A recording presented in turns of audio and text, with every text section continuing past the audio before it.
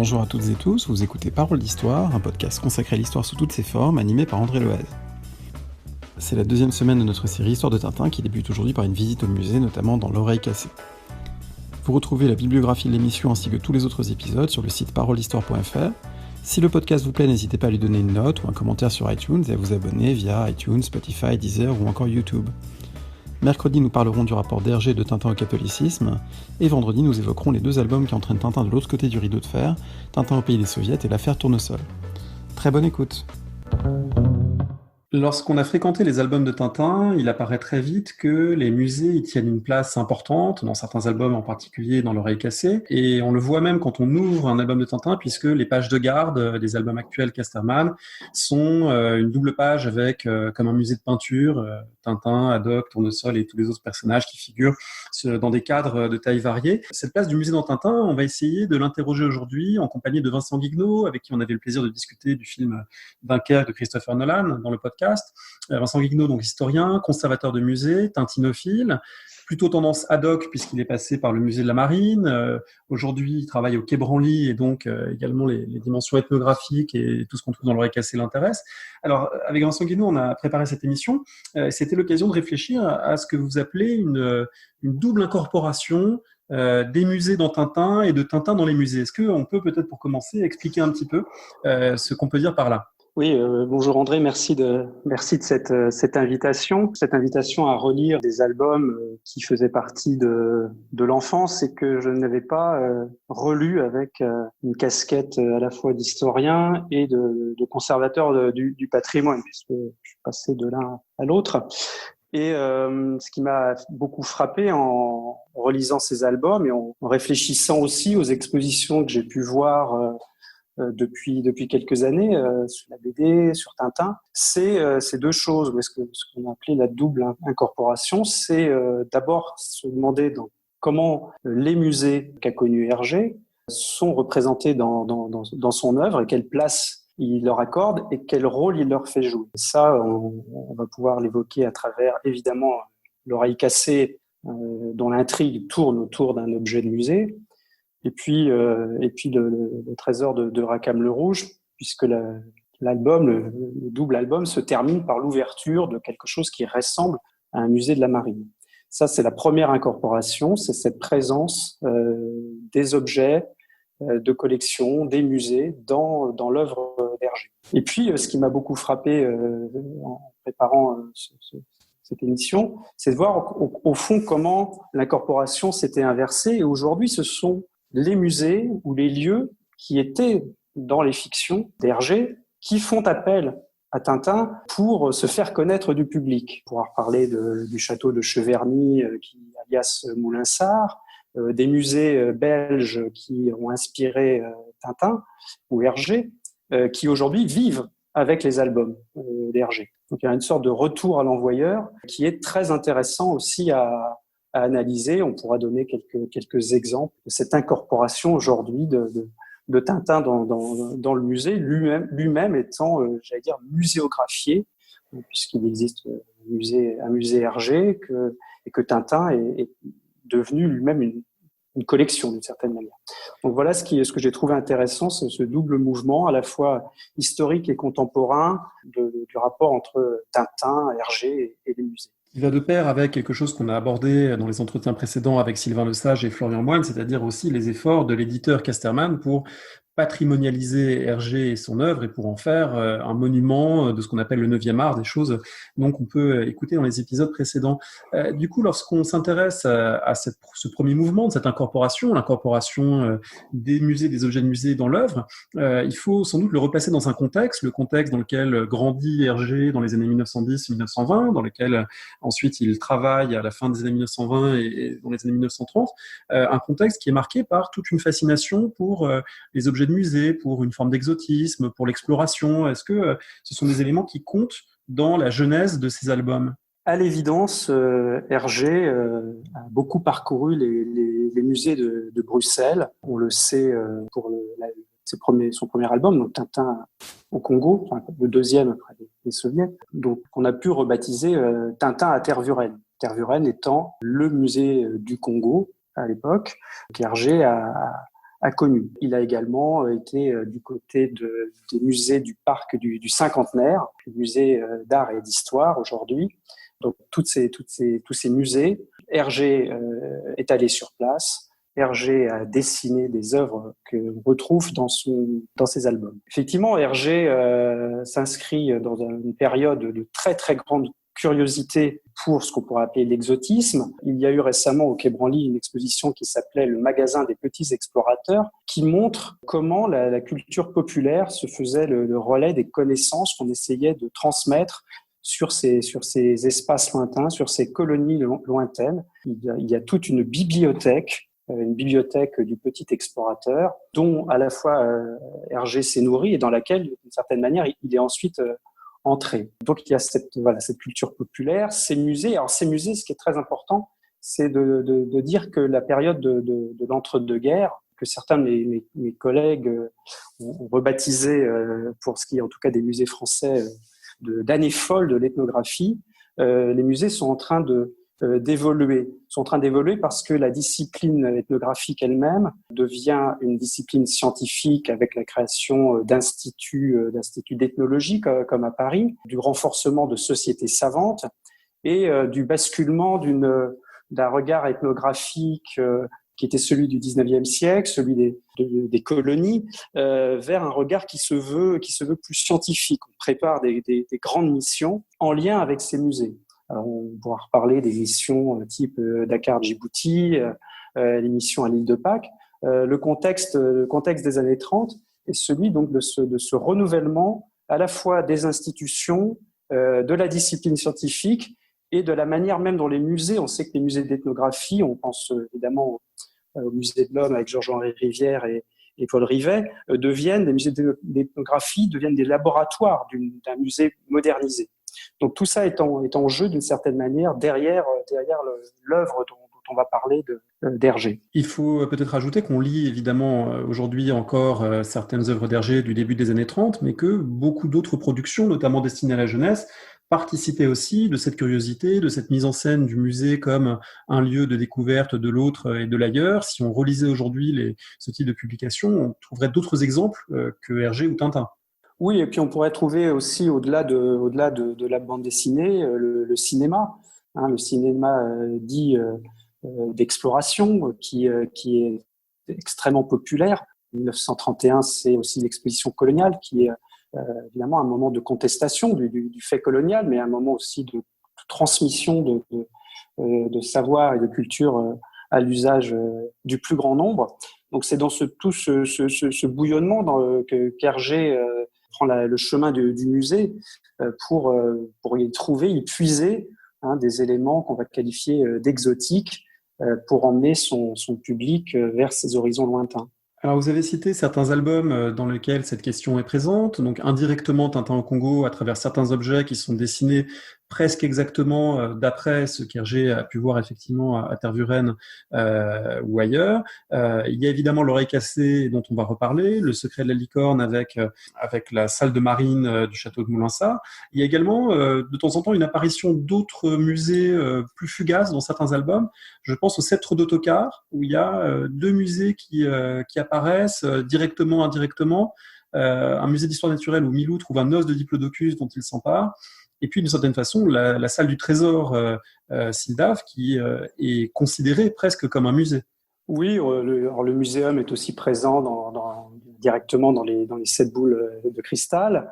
Vous avez tout à fait raison pour le Sceptre d'Autocar. On parlera sûrement de fétichisme au cours de cette émission, mais on voit bien que l'objet sacré est d'autant plus important que si le roi ne l'a pas un certain jour, il perd littéralement son pouvoir. Donc c'est la différence qu'il peut y avoir entre une collection de musées, un trésor. On voit bien qu'on est déjà dans des frontières difficiles à définir. Ce que Nathalie Heinisch peut appeler les objets personnes, c'est-à-dire quelque chose qui, entre l'objet de musée, la relique, le sceptre d'Autocar, dépasse le simple usage qu'on peut avoir de cet objet. Et que cet objet a une puissance, un rôle social fondamental et que son absence serait dramatique. Ce type d'objet, on le voit également au domicile de certains des personnages. Si on continue sur les 7 boules de cristal, il y a le musée d'histoire naturelle où travaille le conservateur Monsieur Ornay, mais il y a aussi deux autres savants qui vont être frappés par la malédiction des boules de cristal, Marc Charlet et le docteur Bergamote, chez qui on trouve pour chacun des objets qu'ils ont ramenés de leurs expéditions ethnographiques. Et ça, c'est aussi une figure un peu de l'époque, cette idée du cabinet de travail du savant ou de la maison du savant dans laquelle il a sa pelisse de fauve, son masque africain ou encore sa momie dans une vitrine, c'est quelque chose qu'Hergé met en scène et qui correspond aussi à une forme de réalité. Alors oui, il y a beaucoup d'autres personnages. C'est-à-dire que la collection ne se résume pas au musée. Il y a des collections dans les musées, mais vous avez des collections chez des particuliers. Et en effet, parmi les particuliers qu'on va retrouver dans les albums de Tintin qui ont des collections, il y a les savants que vous mentionnez, et puis les collectionneurs, on va en croiser quelques-uns dans notre parcours. Oui, on trouve des intérieurs avec des objets qui pourraient être des objets collectionnés dans les musées, mais dont on voit bien qu'ils peuvent circuler en dehors de l'espace muséal. Les savants jouent un rôle important. On va parler d'ethnologie, d'archéologie. C'est important, oui, de souligner qu'au-delà du professeur Tournesol, Hergé avait une grande soif, un grand intérêt pour la science et pour les pratiques scientifiques de son époque. Pour terminer, peut-être avant de partir vraiment pour l'Amérique du Sud et l'oreille cassée, sur ce tour d'horizon des objets et des collections, il y a un lieu qui est presque comme l'envers du musée, c'est la cave du château de Moulinsart, première version, lorsque Tintin y est enfermé, puis casse un mur et y pénètre, puisque là, c'est le capharnaüm des objets en vrac des antiquaires Loiseau, qui est comme un musée, mais un musée désorganisé en quelque sorte, parce qu'on y trouve toutes sortes de choses, une armure, un Bouddha, un paravent, etc., des objets, mais des objets en vrac, alors que les musées chez Tintin sont plutôt, au contraire, très, très ordonnés. Là, le dessinateur a opposé finalement un peu deux modèles. Alors oui, moi j'ai une autre lecture, mais on y reviendra peut-être, c'est que moi j'y voyais plus la réserve du musée. Alors non pas que les réserves soient désordonnées comme vous l'avez décrit, non, c'est plutôt rangé, mais c'est ce côté justement envers du décor qui m'a frappé en revoyant la cave des frères Loiseau, puisqu'on a parmi les autres, on a parlé des collectionneurs, des savants, mais aussi des antiquaires qui sont quand même très présents chez Tintin. Et ces objets qui ne sont pas muséifiés au sens de mise en scène pour le visiteur me faisaient plutôt penser à cette idée de réserve dont Jean Clair disait que c'était un peu l'inconscient du musée. Vous visitez un musée, vous voyez 1% des objets des collections. C'est vrai, c'est même parmi les définitions même du musée, c'est que c'est un endroit frustrant puisque vous n'allez pas voir toute la collection. Que le musée, vous allez voir une partie visible de l'iceberg et que le reste repose. Et voilà, donc j'ai plutôt moi vu une sorte de métaphore de tout ce. Et voilà, ces réserves sont des lieux potentiels. On peut en faire plein de choses. On peut raconter des histoires avec les objets. Voilà, moi j'ai la cave des frères Loiseau, si vous me permettez une anecdote, j'y ai pensé quand j'ai pris mon poste au musée de la Marine et que nous étions en train de préparer le déménagement de collection du fort de Romainville dans un nouveau centre de conservation qui est situé dans le nord de Paris. Mon premier contact avec Romainville, ça a été c'était un fort, vous savez, ce fort militaire, donc dans lequel les réserves du musée de la Marine avaient été déménagées dans les années 2000. Alors c'était rangé, les réserves sont toujours rangées, mais il y avait un endroit qui était une sorte de grenier dans lequel on avait mis des objets qui avaient sans doute un intérêt patrimonial moins fort, et parmi lesquels toute une collection de scaphandriers et de casques de scaphandriers. Il y en avait des rangées entières. Et tout à coup, je me suis dit, où suis-je ? Ça faisait bien sûr réserve de musée, mais j'ai tout de suite pensé au trésor de Rackham le Rouge, au capitaine Haddock, puisque tout à coup, ces casques de plongeurs, de scaphandriers me renvoyaient tout de suite à cet imaginaire de Tintin. Donc j'ai fait le lien sans doute entre la réserve de musée et Tintin et la cave des frères Loiseau à ce moment-là. Nouvelle illustration du fait que c'est une œuvre évidemment qui travaille ceux qui la lisent et qui génère des associations de par évidemment la profusion des objets, et pas que des objets de musée bien sûr, mais la profusion des objets qui est une des marques de cette série d'albums et de bandes dessinées. Alors l'album sans doute dans lequel c'est le plus fort, c'est effectivement L'oreille cassée, l'oreille cassée qui paraît à partir de 1935 dans les pages du Petit 20e et dont une version couleur ensuite paraît au cours de la Seconde Guerre mondiale en 1943. Et l'oreille cassée commence et se termine dans un musée. Alors, est-ce qu'en première approche, on peut peut-être dire quelle est la place, l'importance du musée et de ces objets dans cet ouvrage?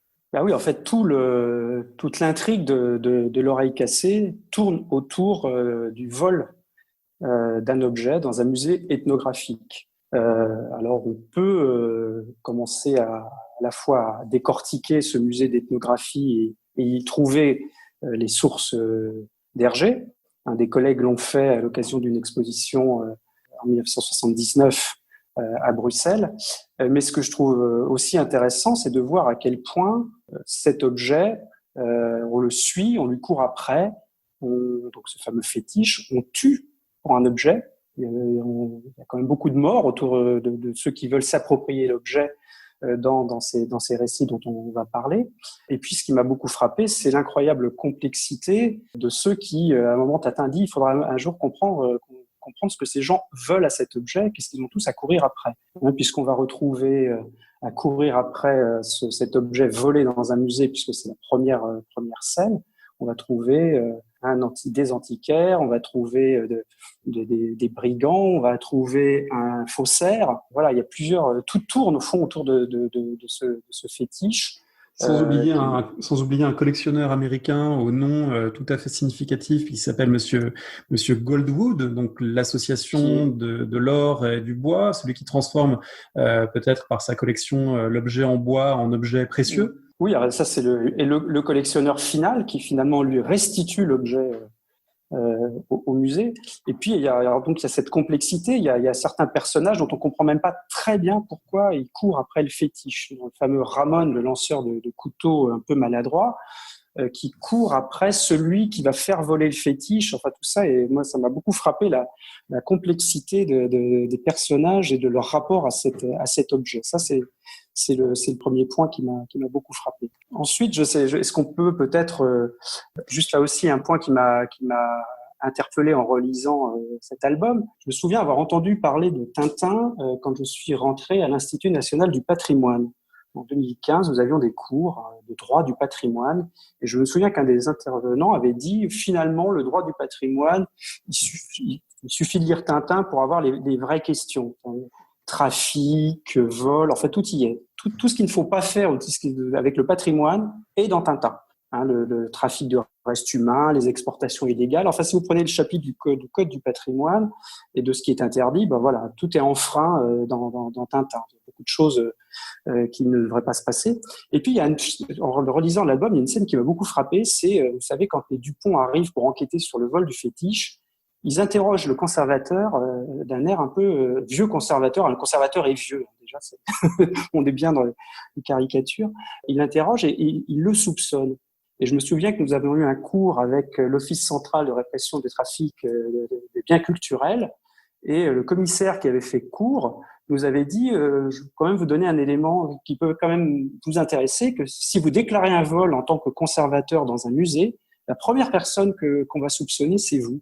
Alors je me souviens que mes camarades et moi, on était un peu estomaqués parce qu'on rentrait à l'école du patrimoine, on était vraiment dans une logique de devenir des professionnels de musée et on venait nous dire que potentiellement s'il y avait un vol, parce qu'un vol dans un musée c'est quelque chose d'extrêmement grave, il y a des procédures à respecter évidemment, mais qu'en tant que conservateur, vous êtes responsable de la collection et qu'après tout, comme dans un meurtre, il faut toujours chercher dans l'entourage le plus proche et que le conservateur pouvait faire partie des suspects. C'était tout à fait saisissant. Et là, les Dupont ont le même réflexe que finalement cet enseignant de l'école de l'Institut du patrimoine.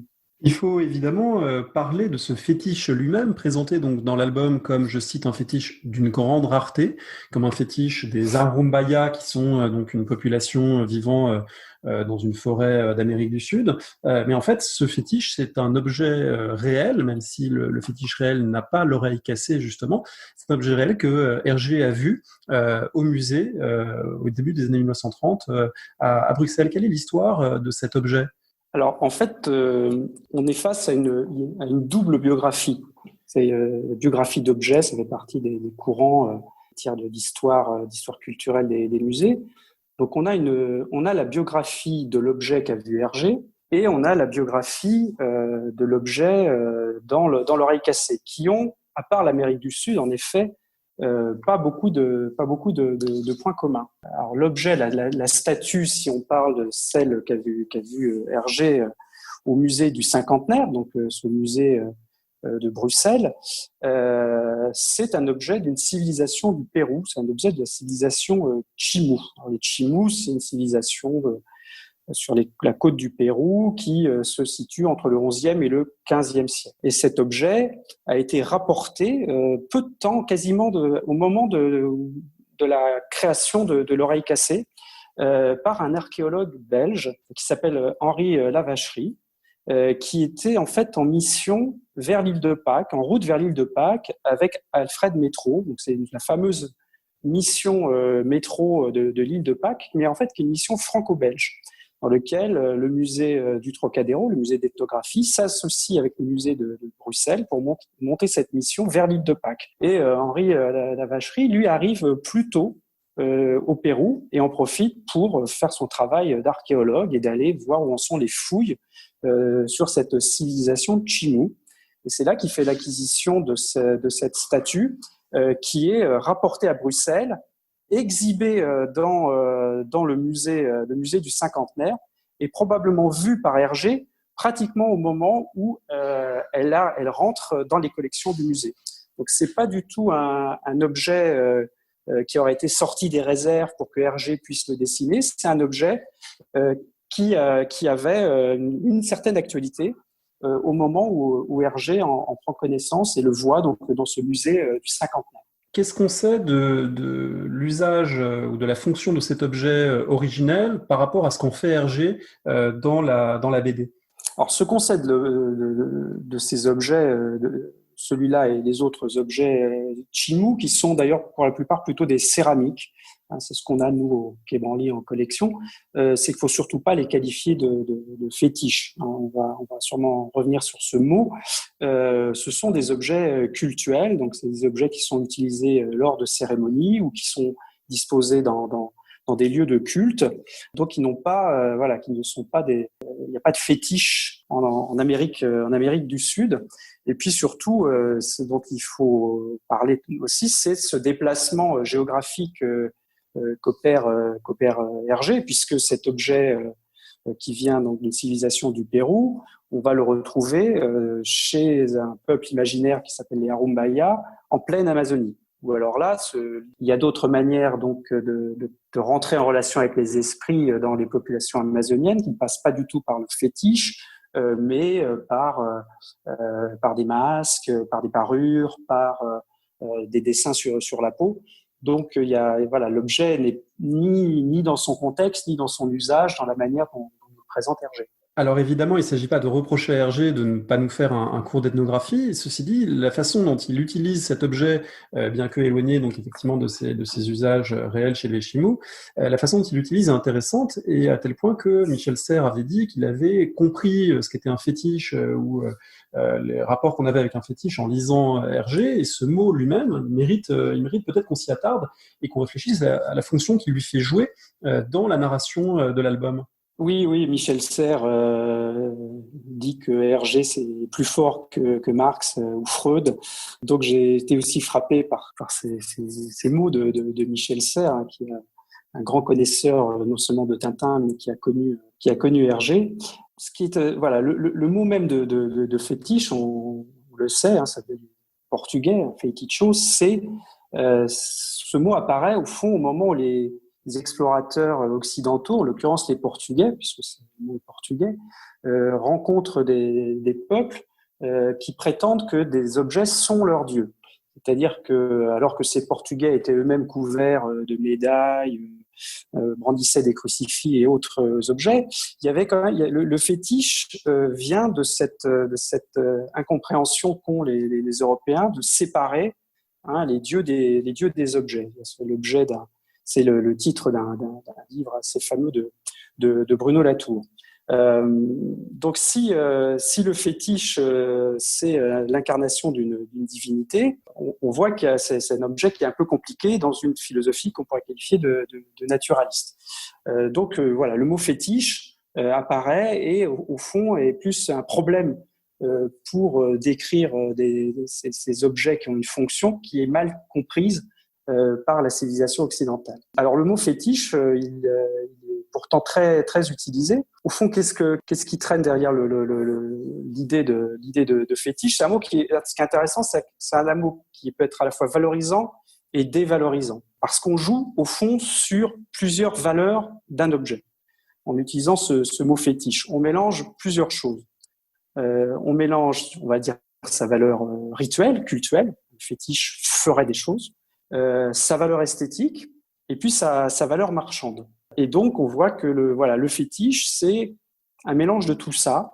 Et en fonction des circonstances, des personnes, on va insister plutôt sur telle ou telle dimension du fétiche qui, d'emblée, s'inscrit dans une relation entre les cultures occidentales et non occidentales. C'est un mot qui est à l'intersection de ces relations. Alors aussi qui nous renvoie à toute une littérature qui s'interroge sur, alors évidemment, le fétiche, on pense immédiatement à la fétichisation de la marchandise, selon Marx, et donc à toute cette réflexion critique sur la valeur des choses, dont le fétiche fait partie. Alors c'est intéressant parce que on voit bien, alors ça fait l'objet d'un numéro récent de la revue Gradiva du musée du Quai Branly qui s'intitulait Bien précieux.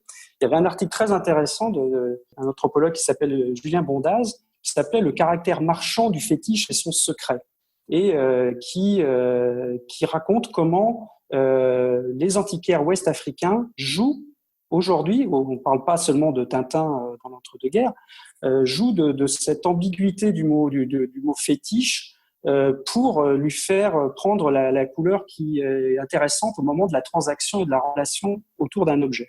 Donc on voit que le mot fétiche est très intéressant.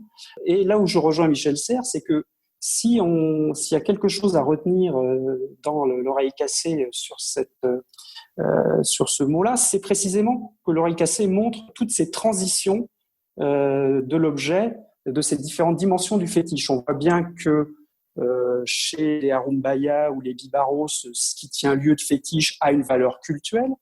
On voit bien que le fétiche, quand il est à Bruxelles, a une valeur esthétique, muséale, scientifique. Et puis quand on veut se l'approprier et qu'on tue pour le récupérer et finalement le vendre, on voit bien qu'il a une valeur. On va reparler peut-être aussi du fait qu'il y a des faux et des répliques. Ce fétiche a une valeur marchande puisque le dernier possesseur avant le retour au musée, c'est quelqu'un qui est un acquéreur qui se pense de bonne foi et qui veut le ramener dans sa collection privée aux États-Unis. Donc c'est très intéressant, je trouve, cette transformation du fétiche dans l'oreille cassée et la manière dont l'objet prend toutes ces dimensions, ces acceptions du mot fétiche. Avec peut-être des éléments qu'on peut ajouter qui sont une valeur marchande qui en fait pour lui-même mais aussi pour ce qu'il contient, et c'est là qu'on pourrait dire que Hergé fait la distinction entre on va dire les collectionneurs de bonne aloi qui achètent de bonne foi un fétiche parce qu'il vaut cher et les bandits, les brigands qui ne voient pas cette valeur-là mais qui voient uniquement le diamant qui est à l'intérieur et qui pensent qu'un diamant vaut plus qu'un fétiche alors que manifestement pour d'autres c'est l'inverse. Et puis il y a aussi quelque chose que je trouve très très frappant, c'est à la fin de l'aventure, donc spoiler si vous n'avez pas lu L'oreille cassée, à la fin de l'aventure le fétiche est en une dizaine de morceaux et ces morceaux sont recollés et il est replacé dans sa vitrine ou plutôt sur son socle au musée ethnographique. Et finalement, ce qui compte, c'est moins à ce moment-là sa valeur esthétique, puisqu'il a perdu en quelque sorte, il est tout rafistolé, mais finalement, c'est son unicité, c'est-à-dire que c'est l'authenticité qui fait la valeur de l'objet dans le musée à ce moment-là, et non plus simplement sa beauté, ses lignes, etc., puisque l'objet même brisé étant authentique est l'objet qui garde une valeur. Oui, alors c'est là qu'Hergé, j'allais dire, nous embrouille doublement parce que il y a cette valeur du fétiche qui est déjà un sujet compliqué, puisque finalement le musée c'est aussi une manière de le retirer de cette question de la circulation, le musée comme lieu terminal pour l'objet, mais il y a un objet dans l'objet. Alors avec les méthodes actuelles et que d'ailleurs on pratique au au Quai Branly. Peut-être que si l'objet était rentré au Quai Branly, imaginons que ce fétiche, qui n'est pas un fétiche, qui n'est pas Arumbaya, vienne au Quai Branly, eh bien mon directeur, Philippe Charlier, le passerait certainement au scanner et lui, il aurait vu le diamant dans le fétiche. Il y a tout Philippe Charlier pratique ce qu'il appelle l'autopsie des arts premiers ou l'autopsie des objets. Mais évidemment, à Bruxelles, dans les années 30, on ne le sait pas. Et donc, la valeur de l'objet est double, puisqu'il y a cet objet de musée, cet objet de collection. Effectivement, le dernier acquéreur, lui, ne sait pas qu'il y a un diamant. Et puis, il y a ces brigands qui, eux, parce qu'ils ont trouvé dans le portefeuille de celui qui commandite le vol, celui qui commandite le vol sait très bien qu'il n'y a pas seulement que l'objet, mais il y a ce diamant qui a été introduit. On reviendra peut-être sur la collecte initiale, de la biographie de l'objet selon Hergé. Il y a eu ce diamant qui est à l'intérieur et qui ne se voit pas. Donc c'est vraiment effectivement la complexité de l'album vient de ces valeurs très changeantes selon la connaissance qu'on a de l'objet, selon le rapport qu'on a, la position qu'on a de spectateur, de collectionneur, de scientifique. Tout ça montre que la notion de valeur est extrêmement polysémique. Il y a d'ailleurs un petit détail intéressant quand on lit à la page 53, en tout cas de l'édition que j'ai, qui a placé le diamant à l'intérieur du fétiche, c'est, je cite, un métis nommé Lopez. Et il me semble que c'est un choix intéressant, au-delà des considérations sur le regard qu'Hergé pouvait porter sur les populations indigènes, etc. C'est intéressant parce que si c'est un métis, ça veut dire qu'il est à mi-chemin entre deux systèmes de valeurs possibles, la valeur magique pour les Arumbaya et puis la valeur marchande pour les occidentaux, les occidentalisés. Là, il me semble que ça ajoute encore à ces multiples dimensions qu'Hergé travaille dans cet album. Oui, alors ce choix, il est effectivement pas du tout neutre idéologiquement. Cette idée du métis comme ne sachant pas à quelle culture il appartient, ce qui est quand même un biais très fort dans le discours idéologique de l'album.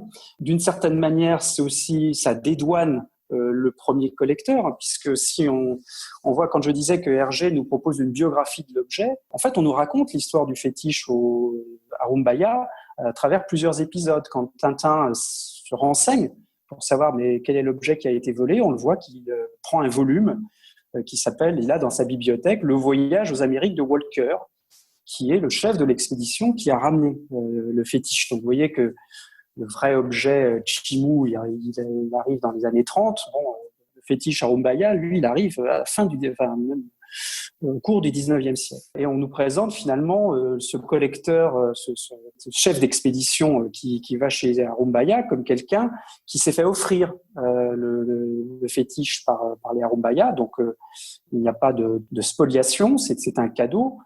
Simplement, le métis, lui, commet l'acte sacrilège de voler le diamant, de le cacher dans le fétiche, ce qui vaut à l'expédition d'être pratiquement massacrée, sauf justement le vertueux Walker. Donc cette figure, effectivement, on le voit. Et ce qui est très fort aussi dans cet album, c'est qu'il y a des personnages dont on parle qu'on ne voit jamais.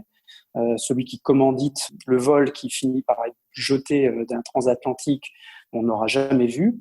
Et puis ce métis qui est celui qui a caché ce diamant et qui est au fond la source de tous les morts et de toutes les transactions qui se passent autour du fétiche. Parmi les personnages qui rencontrent ce fétiche Arumbaya dont on n'a pas encore parlé, on a parlé des voleurs, des collectionneurs, etc. On n'a pas parlé de cet ethnologue appelé Ridgewell dans l'album, qui est resté vivre parmi les Arumbaya et qui est intéressant, d'autant qu'il a des échos aussi dans le monde réel.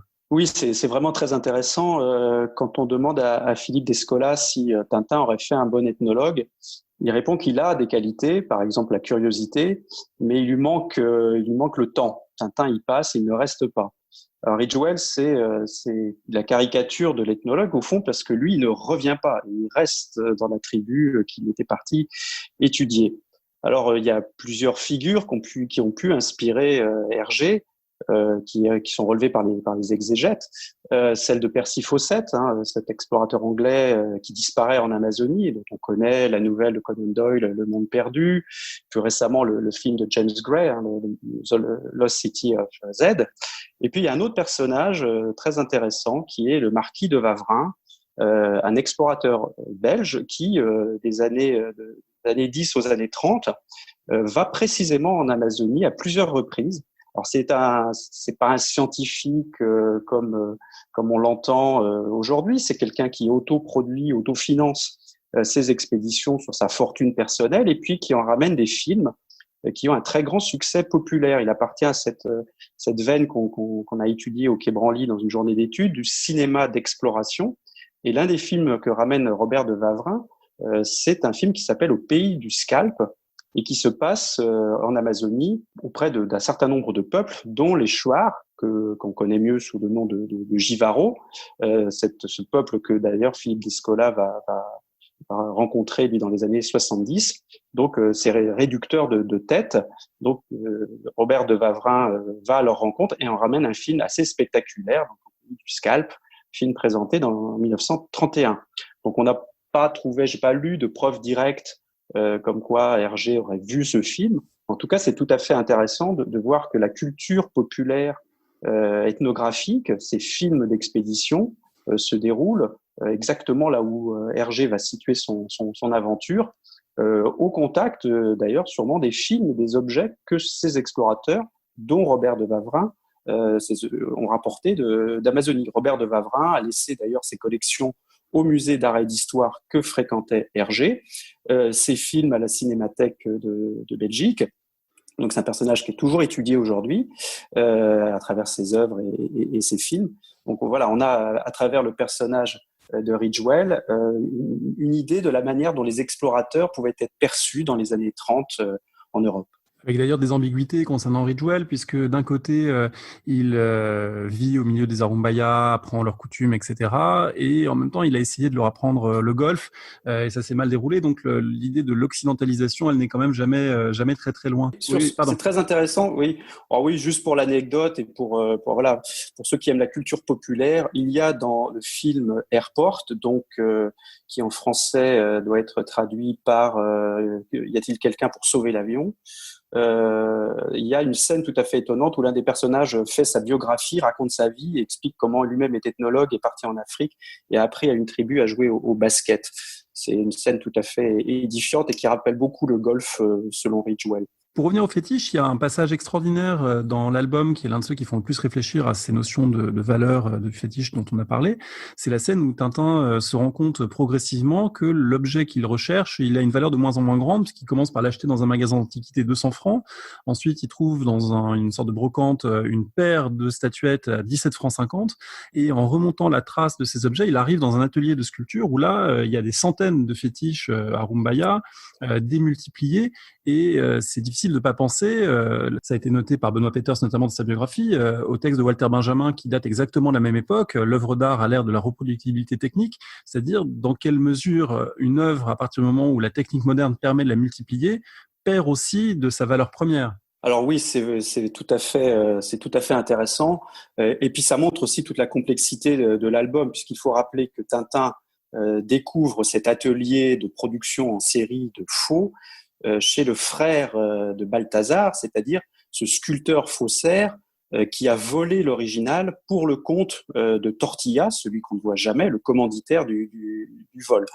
Donc l'original a été volé par un sculpteur faussaire qui en fait des répliques, qui donne un faux à son commanditaire, sachant que son frère, lui, va restituer l'original à un collectionneur américain. Donc là, il y a une matière extraordinaire pour réfléchir, comme vous m'y invitez, à la question de la valeur de l'objet. Ce qui est vraiment intéressant, c'est qu'on peut mettre en relation cette hanche aujourd'hui avec les travaux en cours sur ce qu'on pourrait appeler les faux archéologiques, dont le Pérou, dont est originaire la, entre guillemets, vraie statuette Chimú que Hergé a vue. Le Pérou est un lieu très très intéressant pour ce sujet, puisque on a également une postdoctorante au Quai Branly, Manuela Cangari, qui a travaillé sur cette industrie, cette véritable industrie du faux archéologique qui existe depuis que les Occidentaux achètent des pièces archéologiques. C'est très intéressant parce que celui qui vole est également sculpteur, il est artiste. On retombe sur ces faussaires actuels au Pérou qui revendiquent et qui sont fiers de retrouver parfois leurs copies, qui les signent de manière discrète pour les retrouver dans les musées. Alors là, on tombe là sur l'angoisse du conservateur qui est d'acquérir un objet qui serait un faux. Et on voit toute la complexité de ce mot, puisque ces faussaires péruviens revendiquent leur statut, et même presque revendiquent d'être au plus près, parce qu'ils réutilisent les techniques des cultures Chimú ou des Moche, hein, ces cultures qui produisaient ces pièces, presque au titre du patrimoine immatériel. Donc ce sont, voilà, la frontière, on voit bien d'une certaine manière que la frontière entre le faux et l'original n'est pas aussi simple que on pourrait essayer de la tracer, ce qui nous renvoie d'ailleurs à des travaux plus récents. Je pense à un texte de Bruno Latour sur les noces de Cana de Véronèse, puisque vous vous rappelez, on a, entre guillemets, restitué un faux, mais assumé, une réplique qui a été restituée à Venise, alors que l'original avait été pillé par les Français et toujours au Louvre. Donc, il y a un texte assez fameux de Jean Clair qui parle de la migration de l'aura en disant finalement la copie parfaite, la réplique qui est aujourd'hui à Venise est peut-être plus originale que l'œuvre qui est au Louvre. Ce qui est très intéressant. Alors ça pousse un peu le paradoxe loin, mais d'une certaine manière, on n'est pas loin de ces réflexions sur le vrai, le faux, l'original, la réplique dans cette planche de Tintin. C'est un album qui a pour centre l'Amérique du Sud. Il y a malgré tout quelques présences ou rémanences de l'Afrique et de Tintin au Congo dans l'album, en particulier lorsque le gardien du musée fait le ménage et poussette les objets dans les premières cases de l'album. Il y a ce passage extraordinaire où il sifflote l'air de Carmen, un œil noir te regarde au moment où il est face à une statue africaine. Donc là, il y a aussi tout un jeu d'Hergé avec ces objets où on sent qu'il a déjà un peu plus de distance avec sa propre construction imaginaire qu'à l'époque de Tintin au Congo, où il met en scène les objets qu'il a vus dans les vitrines. Là, il y a déjà peut-être un jeu un peu plus complexe vis-à-vis de tout cela. Oui, alors son musée ethnographique est un mélange, comme je le disais, à la fois donc du musée du cinquantenaire, où on va trouver ses collections d'Amérique, mais pas que, et puis le musée de Tervuren, le musée royal Congo, qui date de la fin du 19e siècle, et où le voyage de Tintin au Congo, c'est le voyage d'Hergé à Tervuren. Donc on voit qu'il recompose un musée ethnographique imaginaire en mélangeant une momie, un masque, et en composant ce musée où ça c'est quelque chose qui est bien connu dans un musée, c'est pas le spectateur qui regarde, c'est l'objet qui vous regarde. Donc il y a cette dimension presque parfois inquiétante de ces objets qui nous regardent autant que nous les regardons. Peut-être qu'on peut faire la transition entre les deux albums clés de cette discussion à partir justement de l'idée du fétiche, puisque lorsque Tintin, Haddock et l'expédition se rendent sur l'île sur laquelle le capitaine François de Haddock a vécu à la fin du XVIIe siècle, sur les traces donc de son ancêtre pour le capitaine Haddock, eh bien, on trouve, là aussi il y a comme une mission archéologique qui exhume des traces et qui trouve un fétiche d'une toute autre dimension, un fétiche anthropomorphe qui fait un peu le trait d'union entre les deux albums. Alors il y a j'ai trouvé effectivement beaucoup de traits d'union en relisant ces albums, dont celui, oui, du fétiche représentant le François de Haddock. On sait pas très bien d'ailleurs par quel peuple il a été façonné, puisqu'on est censément dans la Caraïbe au XVIIe siècle. Donc voilà, quel est le mystère sur ceux qui ont déifié le chevalier de Haddock. Au passage, on peut noter que au Congo, ça se terminait aussi par la transformation de Tintin et Milou en poteaux qui faisaient l'objet d'une vénération. Il y a quand même cette idée qui est un peu un peu condescendante, finalement, on va adorer celui qui est venu nous voir. Parmi les éléments de continuité, j'ai noté aussi le rôle important des perroquets, qui sont là pour parfois dévoiler la vérité qu'on ne peut pas trouver par une autre source. En l'occurrence, ça va être le nom de l'assassin dans l'oreille cassée. Et puis, ça va être une des preuves du passage du capitaine, de l'ancêtre de Haddock sur l'île, puisque les perroquets se sont transmis de génération en génération, les jurons du capitaine Haddock. Et puis, il y a aussi la question, là aussi, de la valeur. Il y a un autre fétiche dans le secret de la licorne, qui est la maquette que Tintin achète pour un prix modique de 50 francs, pour en faire un cadeau au capitaine Haddock. Et l'une des premières scènes, ou la première scène du Secret de la licorne, c'est cette surenchère entre 3 personnes autour d'un même objet. On ne sait pas très bien si ce sont des collectionneurs, des antiquaires, et Tintin qui ne comprend pas pourquoi ces gens, tout à coup, lui proposent 10 fois la somme que le brocanteur lui a demandé pour cette maquette qui semble anodine et qui, elle aussi, a quelque chose de caché. C'est encore un objet caché dans l'objet. En l'occurrence, là, c'est pas un objet, c'est un parchemin. Mais on retrouve cette double inclusion, là aussi, qui était celle de l'oreille cassée. Donc, il y a plein de points de comparaison ou de passerelles qu'on peut faire entre les 2 albums, me semble-t-il. Et le trésor de Rackham le Rouge, eh bien, on s'aperçoit que c'est un trésor en fait polysémique, puisqu'il y a un trésor réel fait de pierres précieuses, mais il y a aussi un trésor fait des choses qu'on retrouve dans l'épave. Et dans ces choses qu'on retrouve dans l'épave, il y a encore un autre trésor qui serait les fragments de parchemin qui permettent d'accéder au véritable trésor. Donc, il y a tout un emboîtement, là aussi, de l'objet précieux et d'objets précieux à l'intérieur. D'ailleurs, on parlait d'objets dans les objets, donc il y a des parchemins dans un coffre qui est dans une épave, mais qui finit aussi dans le ventre d'un squale. Donc là, cette logique de l'emboîtement des objets, elle est poussée à son comble dans cet album.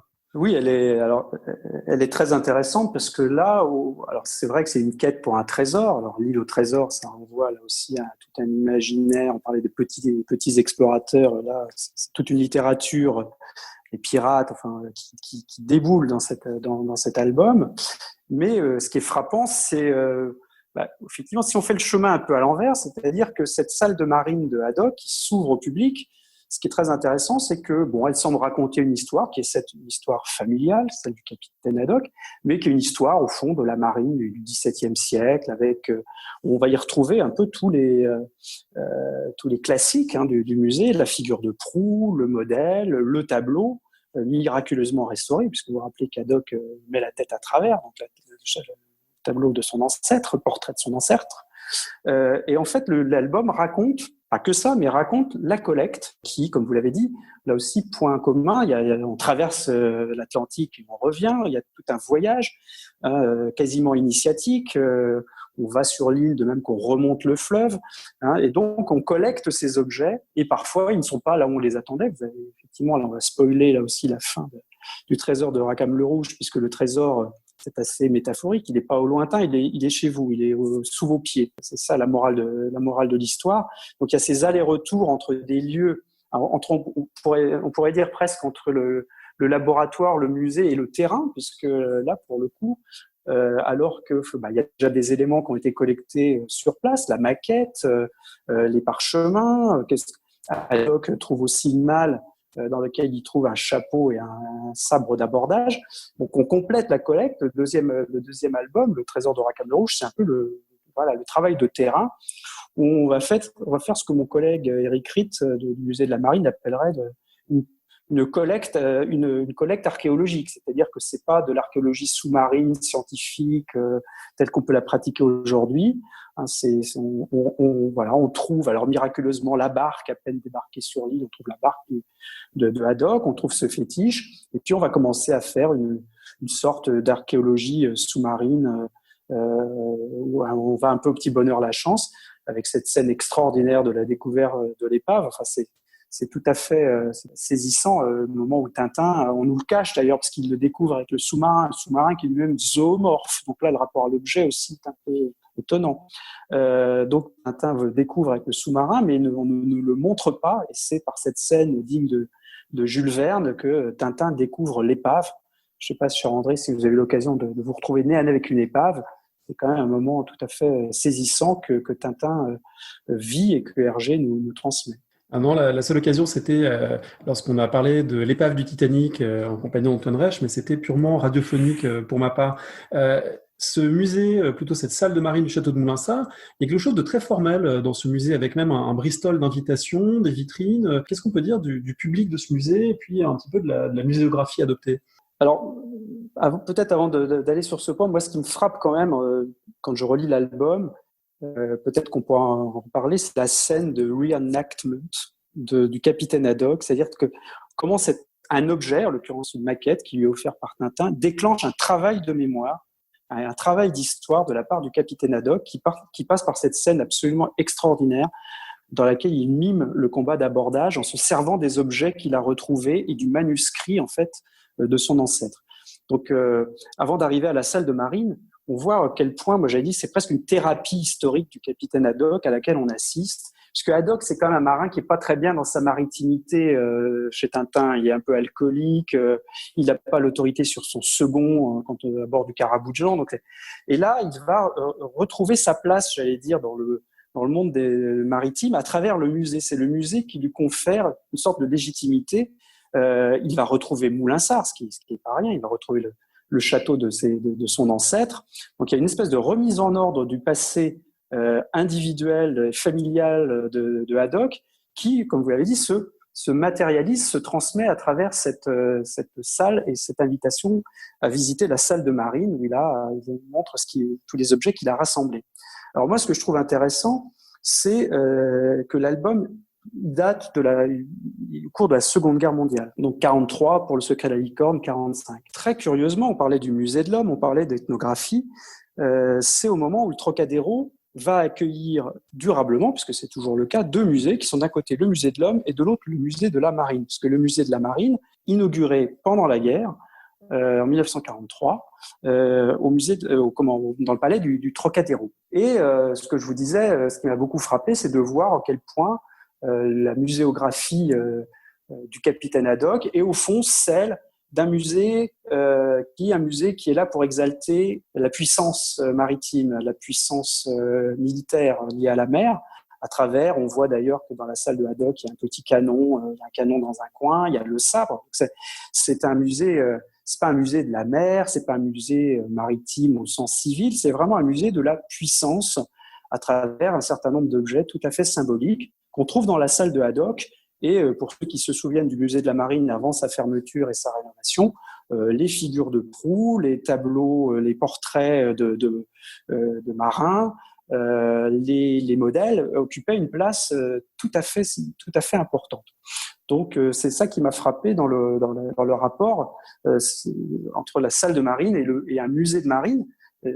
J'ai vu que certains se sont demandé, mais parce qu'il y a aussi toute une littérature de gens très savants qui savent vous dire de quel modèle s'est inspiré Hergé, puisqu'il il travaillait avec un collectionneur pour inventer la licorne.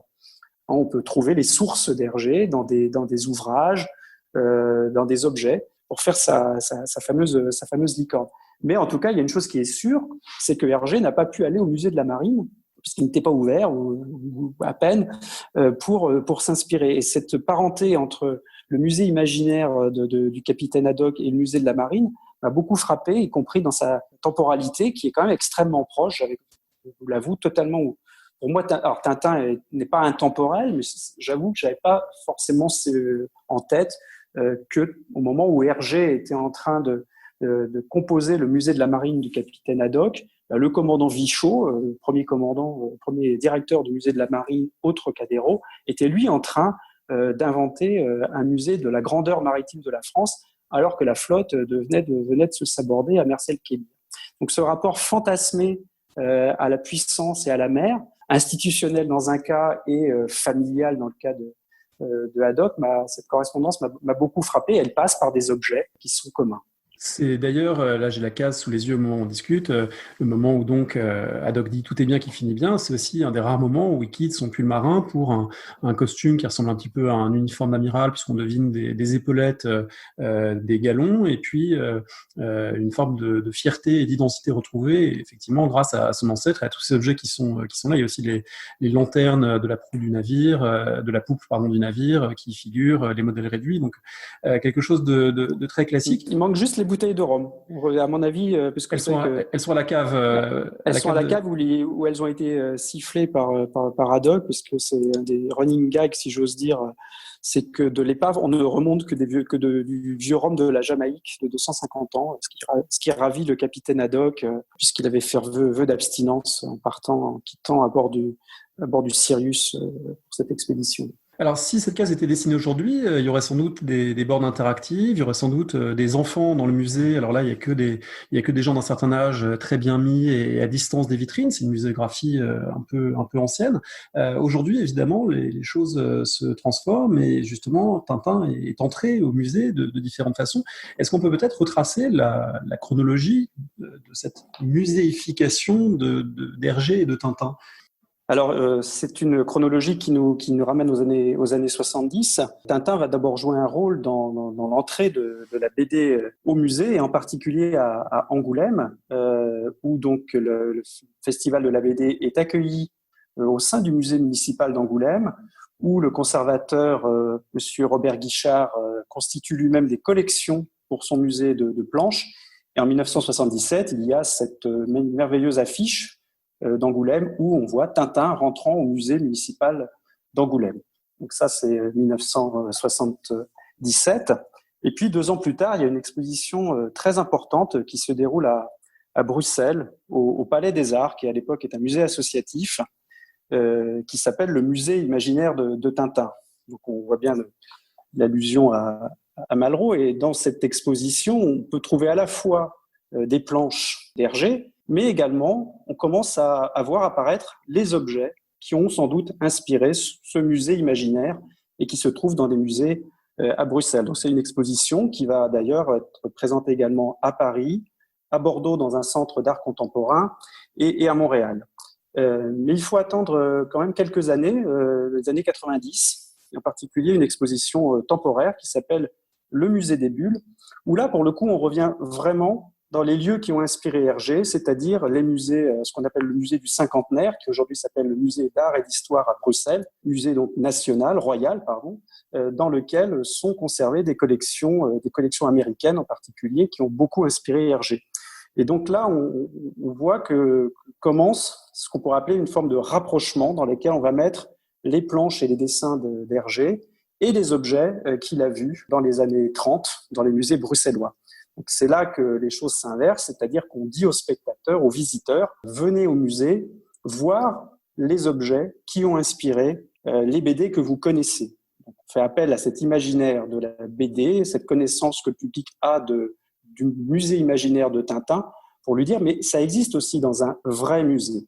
Donc c'est là que vraiment j'allais dire presque le rapport de force entre Tintin et le musée devient extrêmement favorable à Tintin. Et donc, grâce d'ailleurs au soutien des héritiers, de la fondation qui gère les planches et donc les collections de Tintin, l'opération va se répéter. Alors, on a parlé du musée du cinquantenaire, du musée plutôt d'ethnographie. Le musée de la Marine à Paris va lui aussi accueillir Tintin dans une exposition en 2001 qui s'appelle 1000 sabords, Tintin, Haddock et les bateaux, où là, on va de même montrer que ce qu'on a vu dans Le secret de la licorne, dans Le trésor de la carne de Rackham le Rouge, eh bien, ce sont des objets qu'on peut aussi trouver au musée. Alors, ce n'est pas des objets qui ont inspiré directement Hergé, mais on peut tout à fait trouver des modèles qui ressemblent à la licorne. Et là aussi, cette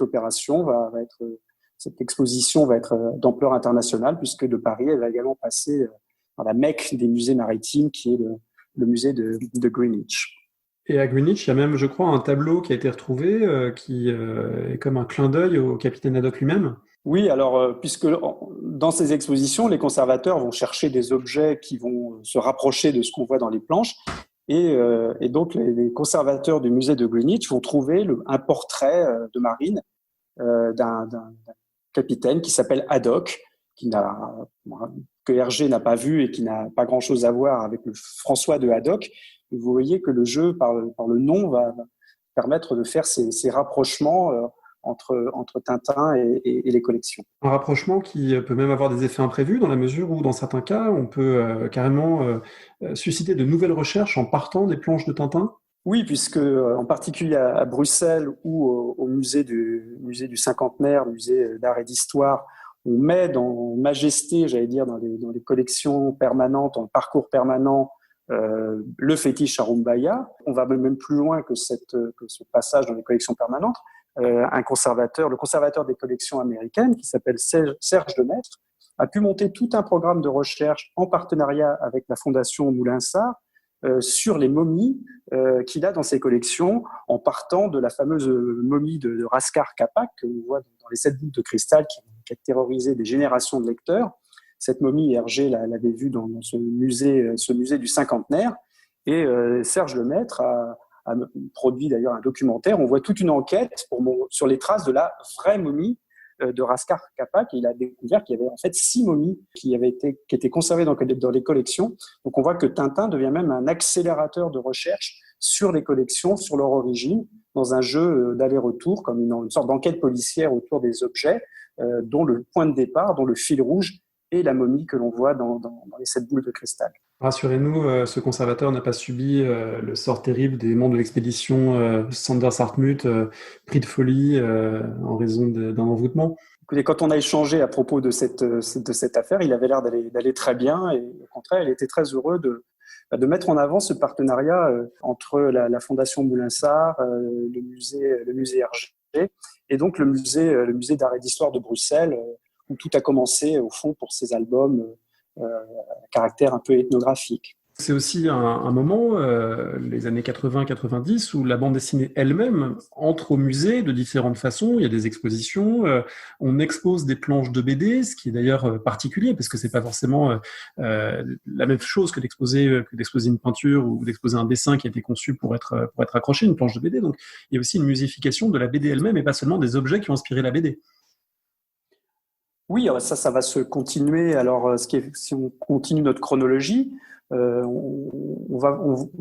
premier mouvement de reconnaissance joue beaucoup plus sur le nom de Tintin et sur le rapprochement des objets et des planches. Mais petit à petit, ce qui va se dessiner, c'est la reconnaissance de l'œuvre d'Hergé en tant que créateur. Et donc, c'est tout à fait le mouvement plus général que vous décrivez, avec des expositions qui ne sont plus des expositions Tintin, mais des expositions Hergé. Bon, la dernière, très importante et qui circule encore, je crois, c'est celle qui avait eu lieu au Grand Palais en 2016-2017, où là, l'accent a été mis sur Hergé, la manière dont les crayonnés, la manière dont il composait les albums, les différentes étapes de la création des planches. On rappelait aussi qu'il n'avait pas fait que Tintin. Donc, on voit effectivement que cette patrimonialisation de la bande dessinée, sa muséification, traverse l'œuvre très importante de Hergé, et que il y a ce double mouvement de musées qui peuvent faire appel à Tintin pour donner à voir leurs objets, et puis cette muséification de la BD. Si on revient sur un moment sur, vous savez, le fameux fétiche Arumbaya, qui est en fait une statue Chimu, c'est très frappant de voir qu'aujourd'hui, si vous allez sur le site du musée d'art et d'histoire royal de Bruxelles, parmi les chefs-d'œuvre qui sont mis en avant, eh bien évidemment, cette fameuse statuette Chimu fait partie des objets phares du musée, en assumant parfaitement que certes c'est un objet important pour comprendre une culture dont on a des traces archéologiques, mais c'est aussi parce que c'est l'objet que vous avez vu dans l'oreille cassée. Alors ça, c'est le bon côté du retour de Tintin. On a connu un épisode plus difficile au moment de la réouverture du musée de Tervuren, où la question de présenter l'homme léopard qu'on voit dans Tintin au Congo a fait l'objet d'une très vive polémique, certains allant même jusqu'à dire qu'au fond, le problème de Tervuren, c'est que c'est à tout jamais, ce sera le musée de Tintin au Congo, et que cette relation à l'Afrique, au musée, n'est plus souhaitable. Donc on a une mémoire de Tintin et des musées qui est un peu à géométrie variable selon le passé qu'elle... Avec peut-être le point d'orgue de cette muséification, qui est l'ouverture d'un musée Hergé à Louvain en 2009, ce qui veut dire que Hergé a son propre musée, sachant que la problématique de la valeur se pose également pour ce musée et pour l'œuvre d'Hergé en général, puisqu'il y a les originaux et il y a les copies, et que la fondation effectivement qui gère les œuvres d'Hergé protège les originaux, les expose, mais vend aussi toutes sortes de copies d'objets, de statues, d'affiches, etc., etc. Et que là, on retrouve un rapprochement avec ce qu'on a dans l'oreille cassée, c'est-à-dire cet atelier qui fabrique en série les statuettes, alors que c'est l'unicité de la statuette qui fait sa valeur. Et bien là, d'une certaine manière, aujourd'hui, l'œuvre d'Hergé, c'est un peu la même chose. On a d'un côté un musée qui abrite les originaux et qui les expose, et puis en même temps une valeur démultipliée par la mise sur le marché de toutes ces reproductions diverses et variées d'objets ou de planches. Oui, alors les musées sont des lieux d'éducation, des lieux de plaisir, de délectation, comme on dit, hein, dans les textes même officiels. Mais c'est aussi des lieux économiques, c'est-à-dire que vous avez une boutique à faire tourner. Et qu'est-ce qui marche très bien dans la boutique? Et le Louvre le fait avec un atelier de reproduction. L'idée de reproduire des œuvres n'a pas été inventée par le musée Hergé de Louvain-la-Neuve. Hein. Donc, on va vendre effectivement dans la boutique du musée des reproductions, hein, dont la fameuse reproduction du fétiche à Rumbaya, dont à la fois Michel Serres, mais aussi j'ai découvert que Philippe Descola avait une reproduction de ce fétiche à Rumbaya. Donc là, effectivement, on fétichise par la marchandise le fétiche. Et le musée, donc, à la fois garde une sorte de trésors qui sont les originaux, les expose, les fait circuler, puisqu'on a parlé de ces expositions temporaires hein, qui faisaient vraiment circuler, et c'était tout l'intérêt de venir voir des planches originales, mais aussi met sur, comme le font tous les musées, on peut proposer des reproductions, des copies, hein, ça fait partie de l'économie muséale. Vous aviez évoqué Cheverny, il y a d'autres lieux comme ça qui sont finalement qui figurent dans un patrimoine Hergé un peu plus immatériel que simplement des objets de musée. Je pense par exemple à Saint-Nazaire qui figure évidemment dans la fin des 7 boules de cristal, si je ne me trompe pas. Il y a des lieux comme ça qui sont aussi marqués par cette patrimonialisation de Tintin et d'Hergé. Des lieux et même des objets. Si on a encore un peu de temps, je peux vous raconter une anecdote patrimoniale. Vous avez évoqué Saint-Nazaire. Oui, c'est Saint-Nazaire. On peut reconnaître Saint-Nazaire, Tintin, et donc on a mis. Il y avait des planches très grandes qui avaient été installées pour que le visiteur de la base sous-marine, de l'escale atlantique, hein, donc le lieu culturel que vous trouvez à Saint-Nazaire, que le visiteur tout à coup se dit ah oui, j'ai déjà vu ce lieu. Je l'ai vu quand? Je l'ai vu dans Tintin. Donc, on fait appel à cette mémoire-là. Je me suis occupé dans une vie antérieure de la rentrée en collection ou de la sauvetage d'un bateau qui était un bateau baliseur, un bateau de travail des phares et balises qui s'appelait le Roi Gradelon, un bateau des années 40 qui arrivait en fin de vie. Et en fait, j'avais 3 bateaux qui étaient en fin de vie. Et quand on demandait lequel des 3 méritait d'être patrimonialisé, c'était ce Roi Gradelon qui sortait vraiment de manière assez systématique. Et je me suis demandé, mais pourquoi, alors qu'il était moins, du point de vue scientifique et technique, peut-être intéressant que d'autres navires. Et en fait, tout le monde me disait, parce que c'est le Sirius, c'est le bateau du capitaine Haddock. Alors, il était noir, enfin, c'est vrai qu'il avait un style. Et je me suis tout à coup surpris, alors que je faisais des demandes, des dossiers pour faire valoir l'intérêt patrimonial, culturel, scientifique d'un bateau, de me dire, mais en fait, on est en train de faire un gros détour par l'imaginaire de la commission de classement ou des collègues des musées qui peuvent prendre l'objet qui est actuellement d'ailleurs rentré en collection ou présenté en tout cas au port musée de Douarnenez. Je pense que la familiarité de la silhouette de ce navire avec celle du Sirius du capitaine Haddock a joué au moment de la décision de mettre cet objet à l'abri du destin normal d'un navire qui est de finir à la casse. Pour terminer, parler de Tintin au musée, c'est aussi dire d'une certaine façon que Tintin a quelque chose de daté, que c'est la marque d'une époque. Toute cette époque, on a raconté l'époque où effectivement les puissances coloniales européennes s'emparaient du monde et l'exposaient et se l'appropriaient. C'est une époque qui est révolue et dont il reste évidemment des traces, dont les musées sont des marqueurs très importants. Mais la BD elle-même n'exprime plus seulement ces dimensions-là et on peut peut-être confronter Tintin à d'autres œuvres, d'autres façons de parcourir le monde en BD. Tintin, c'est le passé, d'une certaine manière, un passé très important, mais est-ce qu'il y a d'autres manières, finalement, dont on pourrait envisager ces parcours? Oui, vous avez raison, André. Et d'ailleurs, l'exercice auquel vous m'avez invité avait quelque chose de très nostalgique, puisque Tintin renvoie à l'enfance, à une découverte. On pourrait s'interroger d'ailleurs sur le poids énorme que Tintin peut avoir dans la première image qu'on peut se faire de telle ou telle partie du monde. Donc ça prouve l'importance de la culture populaire et de la bande dessinée ou du cinéma dans la manière dont l'imaginaire est construit. Et effectivement, cet imaginaire, c'est celui d'un personnage européen blanc qui parcourt le monde. Et aujourd'hui, la bande dessinée, elle s'est répandue à travers le monde.